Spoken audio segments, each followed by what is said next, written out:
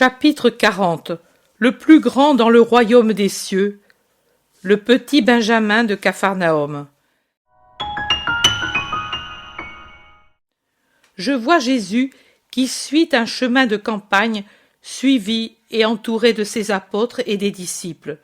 Le lac de Galilée brille pas très loin, tranquille et azuré sous un beau soleil de printemps ou d'automne, car il n'est pas violent comme un soleil d'été. Mais je dirais que c'est le printemps car la nature est très fraîche et elle n'a pas ces tons dorés et mourants que l'on voit en automne. Il semble qu'à l'approche du soir, Jésus se retire dans la maison hospitalière et se dirige par conséquent vers la ville que l'on voit apparaître déjà. Jésus, comme il arrive souvent, est à quelques pas en avant des disciples.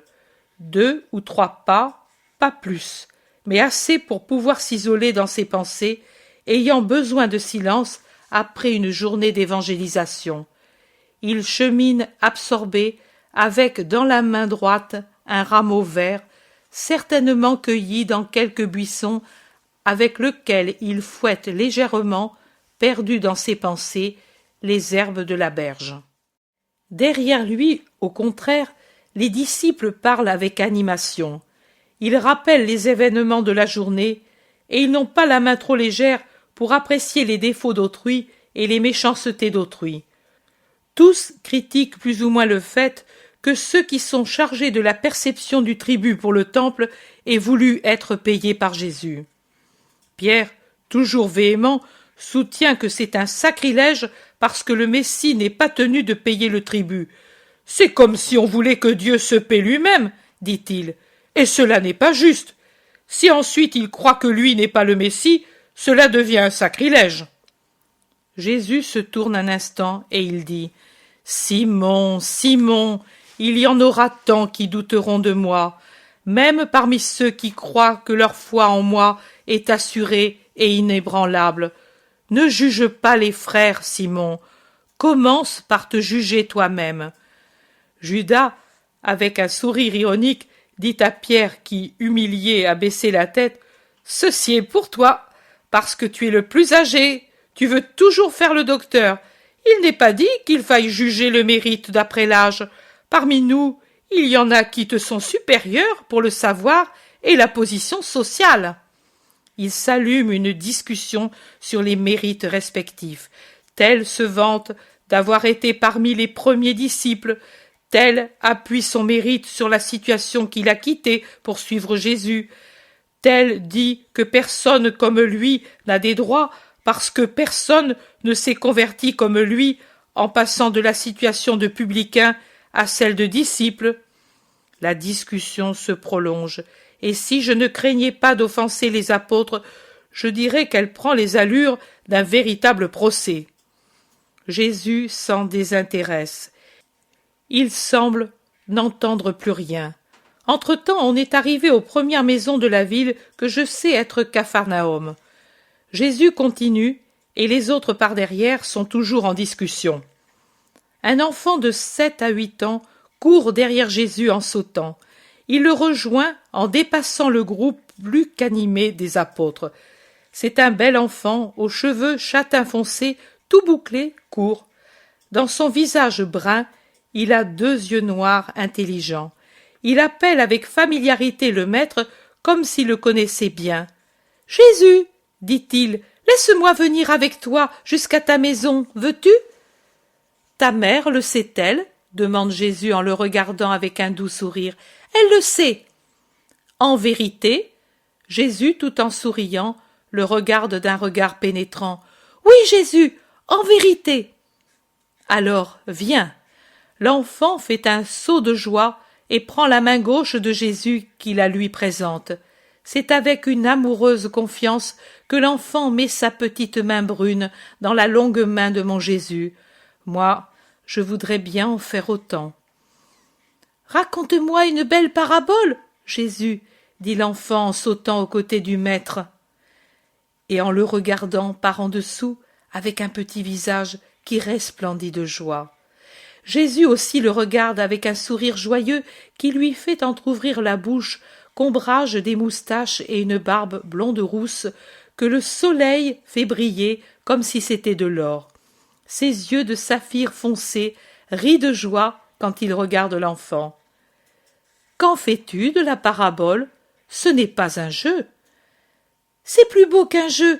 Quand je vais dormir, j'y pense, et puis j'en rêve, et le lendemain je m'en souviens, et je me la redis pour être bon. Elle me rend bon. Tu t'en souviens ? Oui. Veux-tu que je te dise toutes celles que tu m'as dites ?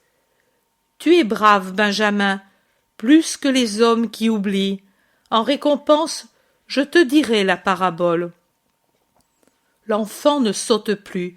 Il marche sérieux, attentif, comme un adulte, et il ne perd pas un mot, pas une inflexion de la voix de Jésus qu'il regarde avec attention, sans même prendre garde où il met ses pieds. Un berger, qui était très bon, apprit qu'il y avait dans un endroit de la création un grand nombre de brebis abandonnées par des bergers qui n'étaient guère bons. Elles étaient en danger, sur de mauvais chemins et dans des herbages empoisonnés, et elles s'en allaient de plus en plus vers de sombres ravins. Il vint dans cet endroit et, sacrifiant tout son avoir, il acheta ses brebis et ses agneaux. Il voulait les amener dans son royaume parce que ce berger était roi aussi, comme l'ont été de nombreux rois en Israël. Dans son royaume, ses brebis et ses agneaux auraient tant de pâturages sains, tant d'eaux fraîches et pures, des chemins sûrs et des abris solides contre les voleurs et les loups féroces. Alors, ce berger rassembla ses brebis et ses agneaux, et il leur dit : « Je suis venu pour vous sauver, pour vous amener là où vous ne souffrirez plus, où vous ne connaîtrez plus les embûches et les douleurs. Aimez-moi, suivez-moi, car je vous aime tant, et, pour vous avoir, je me suis sacrifié de toute manière. Mais si vous m'aimez, mon sacrifice ne me pèsera pas. Suivez-moi, et allons. » Et le berger en avant, les brebis à la suite, prirent le chemin vers le royaume de la joie. À chaque instant, le berger se retournait pour voir si elles le suivaient, pour exhorter celles qui étaient fatiguées, encourager celles qui perdaient confiance, pour secourir les malades, caresser les agneaux. Comme il les aimait, il leur donnait son pain et son sel. Il commençait par goûter l'eau des sources pour voir si elle était saine, et la bénissait pour la rendre sainte. Mais les brebis, le crois-tu, Benjamin ? Les brebis, après quelque temps, se lassèrent. Une d'abord, puis 2, puis 10, puis 100 restèrent en arrière à brouter l'herbe jusqu'à s'empiffrer au point de ne plus se mouvoir, et se couchèrent, fatigués et repus, dans la poussière et dans la boue. D'autres se penchèrent sur les précipices, malgré les paroles du berger : « Ne le faites pas !» Comme ils se mettaient là où il y avait un plus grand danger pour les empêcher d'y aller, certaines le bousculèrent avec leurs têtes arrogantes et plus d'une fois essayèrent de le jeter au fond. Ainsi, beaucoup finirent dans les ravins et moururent misérablement. D'autres se battirent à coups de cornes et de tête et se tuèrent entre elles. Seul un agnelet ne s'écarta jamais. Il courait en bêlant et il disait par son bêlement au berger : « Je t'aime !» Il courait derrière le bon berger, et quand ils arrivèrent à la porte de son royaume, il n'y avait que 2, le berger et l'agnelet fidèle. Alors le berger ne dit pas : « Entre !» mais il dit : « Viens !» et il le prit sur sa poitrine, dans ses bras, et il l'amena à l'intérieur, en appelant tous ses sujets et en leur disant : « Voici, celui-ci même, je veux qu'il soit avec moi pour toujours, et vous, aimez-le, car c'est celui que préfère mon cœur. » La parabole est finie, Benjamin. Maintenant, peux-tu me dire quel est ce bon berger ? C'est toi, Jésus. Et cet agnelet, qui est-ce ? C'est moi, Jésus. Mais maintenant je vais partir, tu m'oublieras. Non, Jésus, je ne t'oublierai pas, parce que je t'aime. Ton amour disparaîtra quand tu ne me verras plus.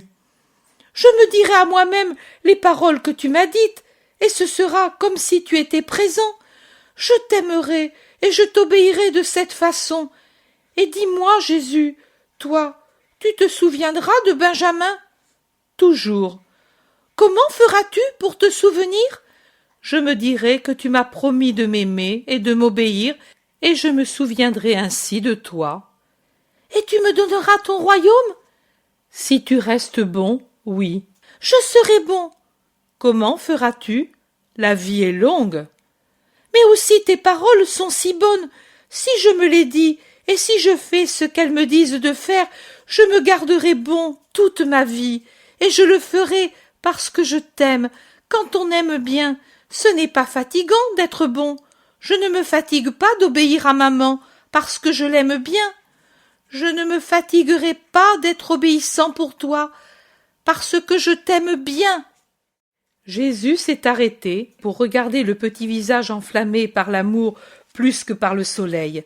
La joie de Jésus est si vive qu'il semble qu'un autre soleil se soit allumé en son âme et irradie par ses pupilles. Il se penche et il baise l'enfant sur le front. Il s'est arrêté devant une petite maison modeste avec un puits devant. Jésus va ensuite s'asseoir près du puits, et c'est là que le rejoignent les disciples qui sont encore en train de mesurer leurs prérogatives respectives. Jésus les regarde, puis il les appelle.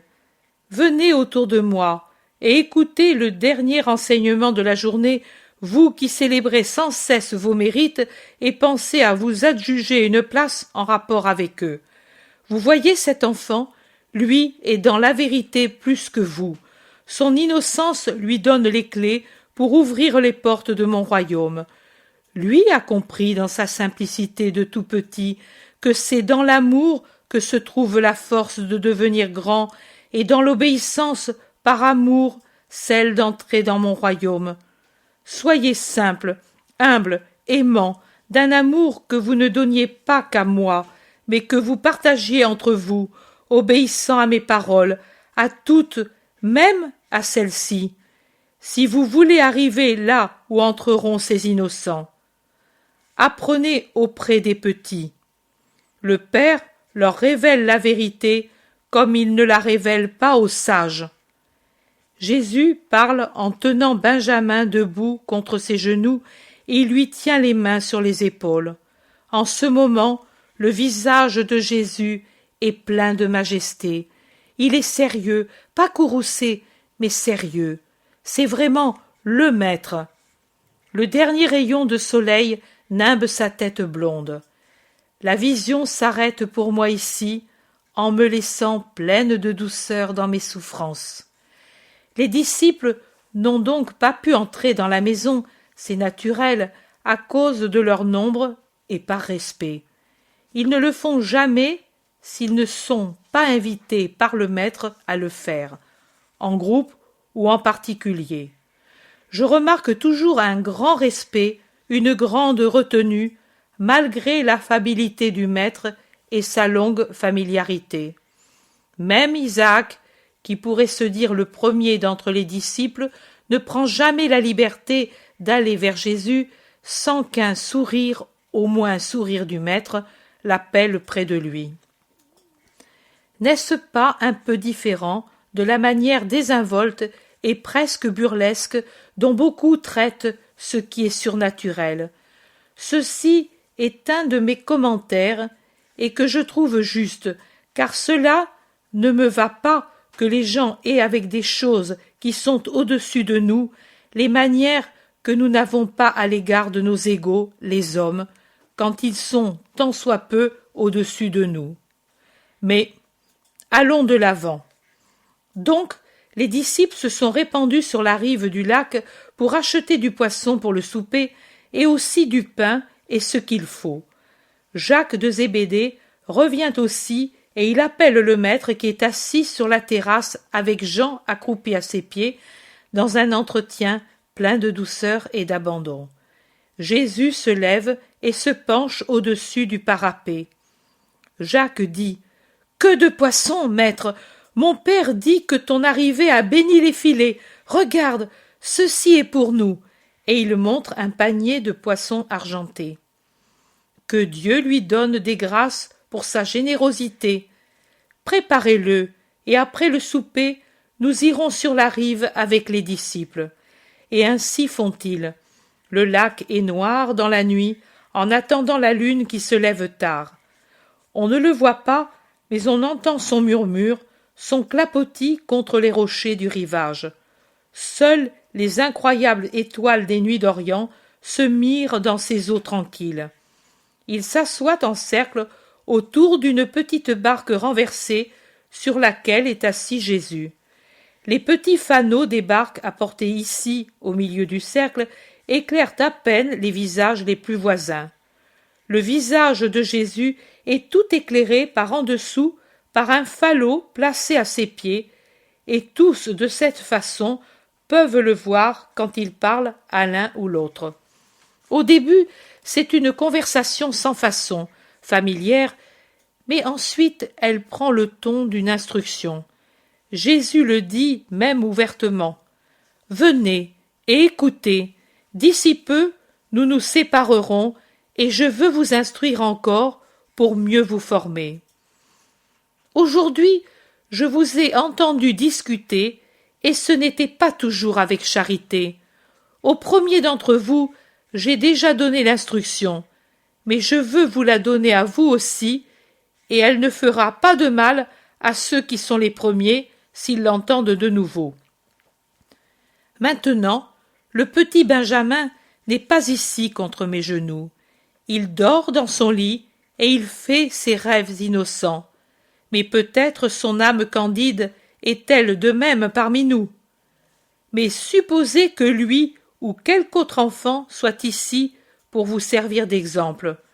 Vous, dans votre cœur, vous avez tous une idée fixe, être le premier dans le royaume des cieux, une curiosité, savoir qui sera ce premier, et enfin un danger, le désir encore humain de s'entendre répondre « Tu es le premier dans le royaume des cieux » par des compagnons complaisants ou par le maître, surtout par le maître dont vous connaissez la véracité et la connaissance de l'avenir. N'est-ce pas ainsi? Les questions tremblent sur vos lèvres et vivent au fond de votre cœur. Le maître, pour votre bien, accepte cette curiosité, bien qu'il ait horreur de céder aux curiosités humaines. Votre maître n'est pas un charlatan que l'on interroge pour 2 piécettes au milieu du vacarme d'un marché. Ce n'est pas quelqu'un possédé par l'esprit du python qui se procure de l'argent en faisant le devin pour répondre aux esprits étroits des hommes qui veulent connaître l'avenir pour savoir comment se diriger. L'homme ne peut se diriger par lui-même. C'est Dieu qui le dirige si l'homme a foi en lui. Et il ne sert à rien de connaître l'avenir ou de croire qu'on le connaît si ensuite on n'a pas le moyen de changer l'avenir prophétisé. Il n'y a qu'un moyen, prier le Père et Seigneur pour que sa miséricorde nous aide. En vérité, je vous dis qu'une prière confiante peut changer un châtiment en bénédiction. Mais celui qui a recours aux hommes pour pouvoir, en tant qu'homme et avec des moyens humains, changer l'avenir, ne sait pas du tout prier ou sait très mal prier. Moi, cette fois-ci, parce que cette curiosité peut vous donner un bon enseignement, j'y réponds, bien que j'ai horreur des questions curieuses et irrespectueuses. Vous vous demandez qui parmi nous est le plus grand dans le royaume des cieux? Moi, je supprime la limite du « parmi nous » et j'élargis la question aux limites du monde entier, présent et futur, et je réponds « Le plus grand dans le royaume des cieux, c'est le plus petit parmi les hommes, c'est-à-dire celui que les hommes considèrent comme le plus petit. » Celui qui est simple, humble, confiant, ignorant, par conséquent l'enfant, ou celui qui sait se refaire une âme d'enfant. Ce n'est pas la science, ni la puissance, ni la richesse, ni l'activité, même si elle est bonne, qui vous rendront le plus grand dans le royaume bienheureux, mais d'être comme des tout-petits, par l'amour, l'humilité, la simplicité, la foi.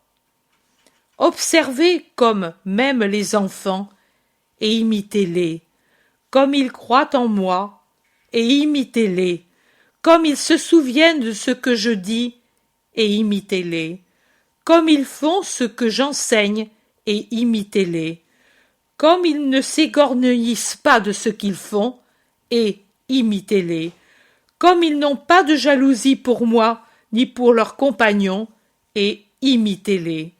En vérité, je vous dis que si vous ne changez pas votre manière de penser, d'agir et d'aimer, et si vous ne vous refaites pas sur le modèle des tout-petits, vous n'entrerez pas dans le royaume des cieux.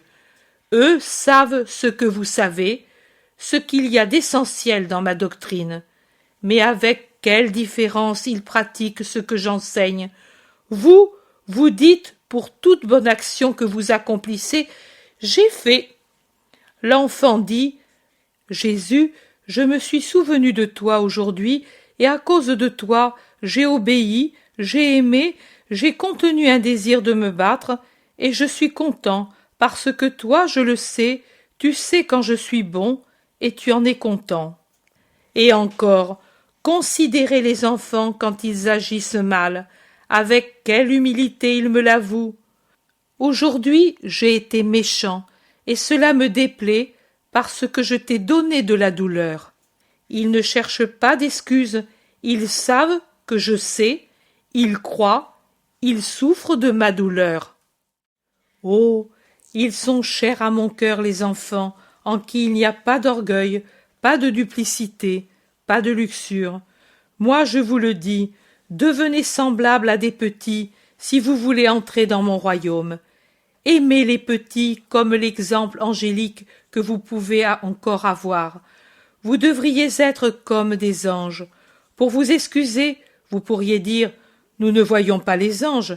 Mais Dieu vous donne les enfants comme modèle, et eux, vous les avez parmi vous. Et si vous voyez un enfant abandonné matériellement ou abandonné moralement, et qui peut périr, accueillez-le en mon nom, parce qu'eux sont très aimés de Dieu. Et quiconque accueille un enfant en mon nom, m'accueille moi-même, parce que je suis dans l'âme des enfants, qui est innocente. Et celui qui m'accueille, accueille celui qui m'a envoyé, le Seigneur Très-Haut. Et gardez-vous de scandaliser un de ces petits dont l'œil voit Dieu.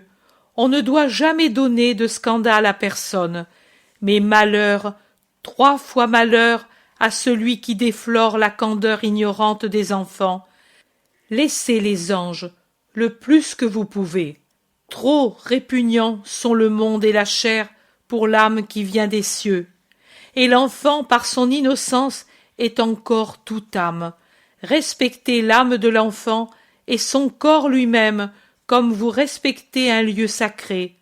Sacré est aussi l'enfant, car il a Dieu en lui. En tout corps se trouve le temple de l'esprit, mais le temple de l'enfant est le plus sacré et le plus profond, et il est au-delà du double voile. Ne remuez même pas les voiles de la sublime ignorance de la concupiscence par le vent de vos passions. Je voudrais un enfant dans toute famille, au milieu de toute réunion de personnes, pour qu'il serve de frein aux passions des hommes.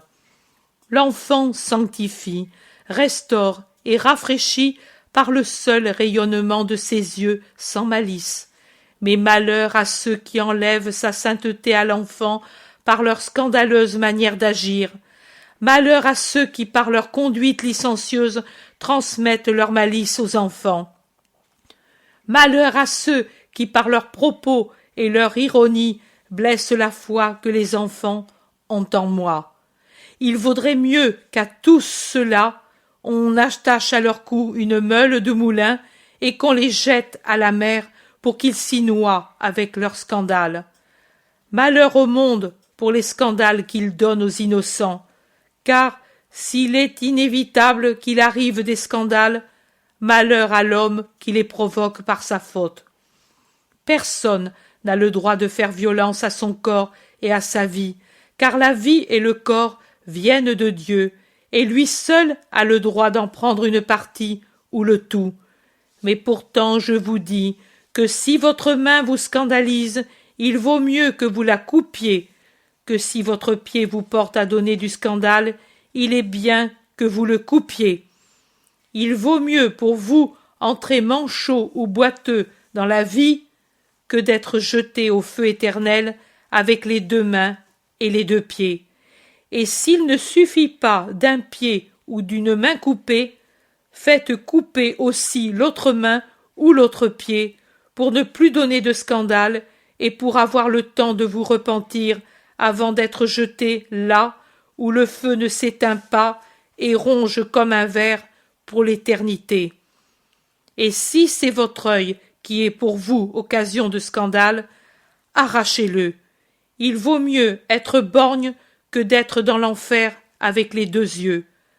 Avec un seul œil, ou même sans aucun, arrivé au ciel, vous verrez la lumière, alors qu'avec les 2 yeux scandaleux, vous verrez dans l'enfer les ténèbres et l'horreur, et rien d'autre. Rappelez-vous tout cela. Ne méprisez pas les petits, ne les scandalisez pas, ne vous moquez pas d'eux. Ils sont plus que vous, car leurs anges ne cessent de voir Dieu qui leur dit les vérités qu'ils doivent révéler aux enfants et à ceux qui ont un cœur d'enfant. Et vous, comme des enfants, aimez-vous entre vous, sans dispute, sans orgueil, restez en paix entre vous, ayez un esprit de paix pour tous. Vous êtes frères au nom du Seigneur et non pas ennemis. Il n'y a pas, il ne doit pas y avoir d'ennemis pour les disciples de Jésus. L'unique ennemi, c'est Satan. Pour lui, soyez des ennemis implacables, entrez en lutte contre lui et contre les péchés qui amènent Satan dans les cœurs. Soyez infatigables dans le combat contre le mal, quelle que soit la forme qu'il prenne. Et patients. Il n'y a pas de limite pour le travail de l'apôtre, car le travail du mal ne connaît pas de limite. Le démon ne dit jamais assez. Maintenant je suis fatigué et je me repose. Lui, il est inlassable. Il passe, agile comme la pensée, et plus encore d'un homme à un autre. Il essaie, il attaque, il séduit, il tourmente, il n'accorde aucun répit. Il assaille traîtreusement et il abat, si l'on n'est pas plus que vigilant. Parfois, il s'installe en conquérant à cause de la faiblesse de celui qui l'assaille. D'autres fois, il entre en ami parce que la manière de vivre de la proie qu'il recherche est déjà telle qu'elle est une alliance avec l'ennemi.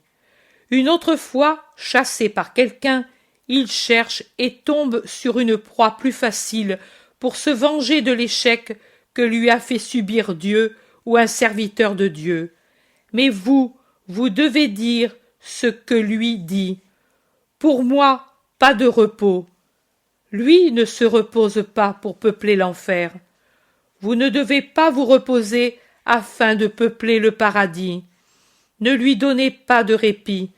Je vous prédis que plus vous le combattrez, plus il vous fera souffrir, mais vous ne devez pas en tenir compte. Lui peut parcourir la terre, mais il n'entre pas dans le ciel. Là, il ne vous causera plus d'ennui, et là seront tous ceux qui l'auront combattu. Jésus s'interrompt brusquement et demande « Mais en somme, pourquoi ennuyez-vous toujours Jean ? Que veulent-ils de toi ?» Oh, ils sont chers à mon cœur les enfants, en qui il n'y a pas d'orgueil, pas de duplicité, pas de luxure. Moi je vous le dis, devenez semblables à des petits, si vous voulez entrer dans mon royaume. Aimez les petits comme l'exemple angélique que vous pouvez encore avoir. Vous devriez être comme des anges. Pour vous excuser, vous pourriez dire « Nous ne voyons pas les anges ». Mais Dieu vous donne les enfants comme modèles, et eux, vous les avez parmi vous. Et si vous voyez un enfant abandonné matériellement ou abandonné moralement et qui peut périr, accueillez-le en mon nom, parce qu'eux sont très aimés de Dieu. Et quiconque accueille un enfant en mon nom m'accueille moi-même, parce que je suis dans l'âme des enfants qui est innocente. Et celui qui m'accueille accueille celui qui m'a envoyé, le Seigneur Très-Haut. Et gardez-vous de scandaliser un de ces petits dont l'œil voit Dieu. On ne doit jamais donner de scandale à personne, mais malheur, 3 fois malheur à celui qui déflore la candeur ignorante des enfants. Laissez les anges le plus que vous pouvez. Trop répugnants sont le monde et la chair pour l'âme qui vient des cieux. Et l'enfant, par son innocence, est encore toute âme. Respectez l'âme de l'enfant et son corps lui-même, comme vous respectez un lieu sacré. Sacré est aussi l'enfant, car il a Dieu en lui. En tout corps se trouve le temple de l'esprit, mais le temple de l'enfant est le plus sacré et le plus profond, et il est au-delà du double voile. Ne remuez même pas les voiles de la sublime ignorance de la concupiscence par le vent de vos passions. Je voudrais un enfant dans toute famille, au milieu de toute réunion de personnes, pour qu'il serve de frein aux passions des hommes. L'enfant sanctifie, restaure et rafraîchit par le seul rayonnement de ses yeux sans malice. Mais malheur à ceux qui enlèvent sa sainteté à l'enfant par leur scandaleuse manière d'agir. Malheur à ceux qui, par leur conduite licencieuse, transmettent leur malice aux enfants. Malheur à ceux qui, par leurs propos et leur ironie, blessent la foi que les enfants ont en moi.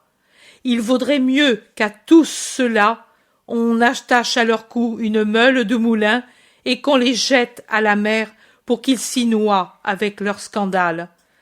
Malheur au monde pour les scandales qu'il donne aux innocents, car s'il est inévitable qu'il arrive des scandales, malheur à l'homme qui les provoque par sa faute. Personne n'a le droit de faire violence à son corps et à sa vie, car la vie et le corps viennent de Dieu, et lui seul a le droit d'en prendre une partie ou le tout. Mais pourtant je vous dis que si votre main vous scandalise, il vaut mieux que vous la coupiez, que si votre pied vous porte à donner du scandale, il est bien que vous le coupiez. Il vaut mieux pour vous entrer manchot ou boiteux dans la vie que d'être jeté au feu éternel avec les 2 mains et les 2 pieds. Et s'il ne suffit pas d'un pied ou d'une main coupée, faites couper aussi l'autre main ou l'autre pied pour ne plus donner de scandale et pour avoir le temps de vous repentir avant d'être jeté là où le feu ne s'éteint pas et ronge comme un ver pour l'éternité. Et si c'est votre œil qui est pour vous occasion de scandale, arrachez-le. Il vaut mieux être borgne que d'être dans l'enfer avec les 2 yeux. Avec un seul œil, ou même sans aucun, arrivé au ciel, vous verrez la lumière, alors qu'avec les 2 yeux scandaleux, vous verrez dans l'enfer les ténèbres et l'horreur, et rien d'autre. Rappelez-vous tout cela. Ne méprisez pas les petits, ne les scandalisez pas, ne vous moquez pas d'eux. Ils sont plus que vous, car leurs anges ne cessent de voir Dieu qui leur dit les vérités qu'ils doivent révéler aux enfants et à ceux qui ont un cœur d'enfant. Et vous, comme des enfants, aimez-vous entre vous, sans dispute, sans orgueil, restez en paix entre vous, ayez un esprit de paix pour tous. Vous êtes frères au nom du Seigneur et non pas ennemis. Il n'y a pas, il ne doit pas y avoir d'ennemis pour les disciples de Jésus. L'unique ennemi, c'est Satan. Pour lui, soyez des ennemis implacables, entrez en lutte contre lui et contre les péchés qui amènent Satan dans les cœurs. Soyez infatigables dans le combat contre le mal, quelle que soit la forme qu'il prenne. Et patient. Il n'y a pas de limite pour le travail de l'apôtre, car le travail du mal ne connaît pas de limite. Le démon ne dit jamais assez. Maintenant je suis fatigué et je me repose. Lui, il est inlassable. Il passe, agile comme la pensée, et plus encore d'un homme à un autre. Il essaie, il attaque, il séduit, il tourmente, il n'accorde aucun répit. Il assaille traîtreusement et il abat, si l'on n'est pas plus que vigilant. Parfois, il s'installe en conquérant à cause de la faiblesse de celui qui l'assaille. D'autres fois, il entre en ami parce que la manière de vivre de la proie qu'il recherche est déjà telle qu'elle est une alliance avec l'ennemi. Une autre fois, chassé par quelqu'un, il cherche et tombe sur une proie plus facile pour se venger de l'échec que lui a fait subir Dieu ou un serviteur de Dieu. Mais vous devez dire ce que lui dit.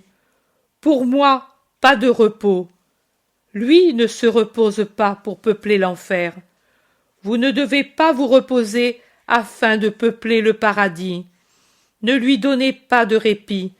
Je vous prédis que plus vous le combattrez, plus il vous fera souffrir, mais vous ne devez pas en tenir compte. Lui peut parcourir la terre, mais il n'entre pas dans le ciel. Là, il ne vous causera plus d'ennui, et là seront tous ceux qui l'auront combattu. Jésus s'interrompt brusquement et demande « Mais en somme, pourquoi ennuyez-vous toujours Jean ? Que veulent-ils de toi ?»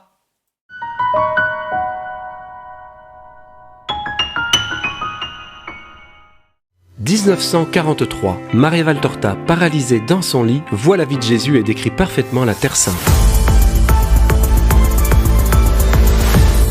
L'évangile tel qu'il m'a été révélé de Maria Valtorta est une œuvre exceptionnelle. Elle devrait faire la une de tous les journaux. C'est peut-être le phénomène le plus important du XXe siècle. Faisons rapidement une petite enquête. Le manuscrit de 1943 à 1950, Maria Valtorta écrit 122 cahiers, soit au total 15 000 pages. Regardons bien ce manuscrit. Que remarque-t-on ? Elle a écrit d'un seul trait, sans aucune rature, phénomène unique dans toute la littérature mondiale. Les manuscrits de tous les grands auteurs comme Pascal ou Shakespeare ont tous de nombreuses corrections. Il est impossible à une personne d'écrire une telle qualité théologique et spirituelle d'un seul trait. La science, la visionnaire, paralysée dans son lit, décrit parfaitement la Terre Sainte. Depuis maintenant 70 ans, une quarantaine de spécialistes constatent que tout ce qui est vérifiable correspond à la réalité sur le terrain. Des fouilles archéologiques confirment des dizaines de monuments qu'elle avait parfaitement décrits des années plus tôt. Comme le tombeau de Rachel, qu'elle décrit carré surmonté d'un dôme. Or, à l'époque où elle écrit, il est rectangle, car on avait construit une salle pour abriter les pèlerins.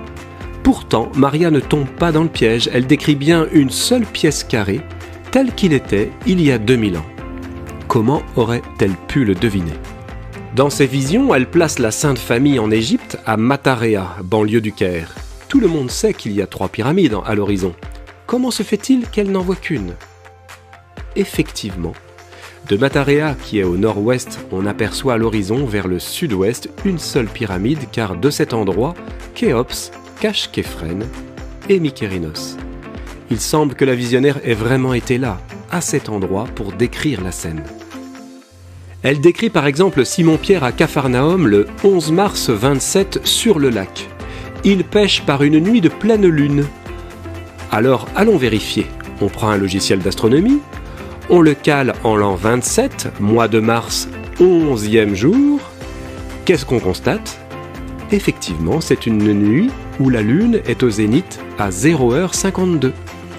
Grâce au logiciel d'astronomie qui n'existait pas de son temps, on contrôle des centaines de détails chronologiques du ciel et des étoiles qu'elle décrit. Les centaines de déplacements de Jésus sur 3 années de vie publique s'avèrent cohérents en fonction des lieux de départ et des distances parcourues. Ce ne sont pas quelques coups de chance, mais des centaines de déplacements sur les 3 années de vie publique où Jésus aurait fait plus de 6000 km. Les confirmations sur le terrain sont tellement nombreuses que sont même organisés des pèlerinages en Terre Sainte sur les pas de Jésus d'après Maria Valtorta. On va par exemple retrouver le site des grottes d'Arbela, parfaitement décrit par la voyante. Elle parle d'une pente difficile à grimper où les apôtres sont en sueur. Il y a à leurs pieds des buissons épineux dans lesquels s'accrochaient leurs manteaux. Ils prennent un chemin d'âne. Au milieu des plantes grasses, on reconnaît l'aloe vera.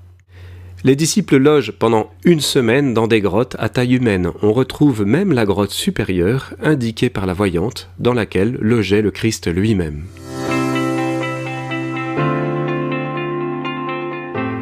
Nous avons maintenant 18 000 vérifications dans toutes les disciplines, avec 99,9% de confirmation qu'elle décrit bien la Terre Sainte telle qu'elle était il y a 2000 ans. Sans une aide surnaturelle, il est absolument impossible à une personne paralysée, dans son lit, sans la télévision ni Internet, de parler avec une telle précision.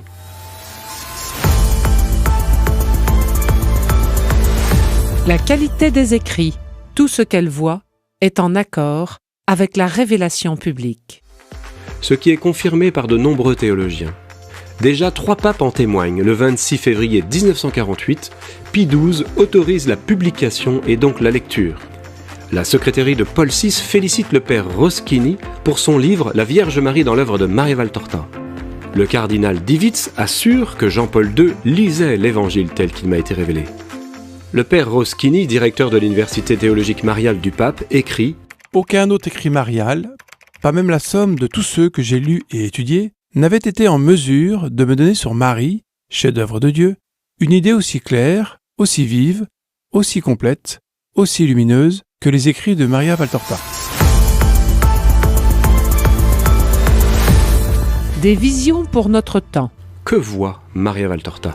L'enfance de Marie, celle de Jésus, de nombreuses scènes de la vie publique, la passion, la résurrection et la fondation de l'Église.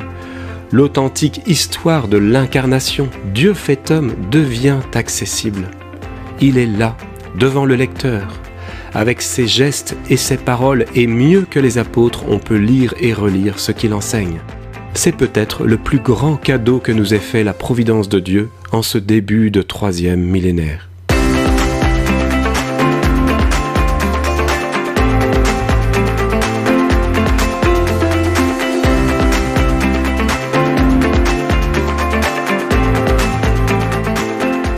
Pour découvrir les visions de Maria Valtorta, vous pouvez lire le début de la vie publique de Jésus dans le 2e volume de l'Évangile tel qu'il m'a été révélé, ou démarrer par l'enfance de Marie dans le 1er volume.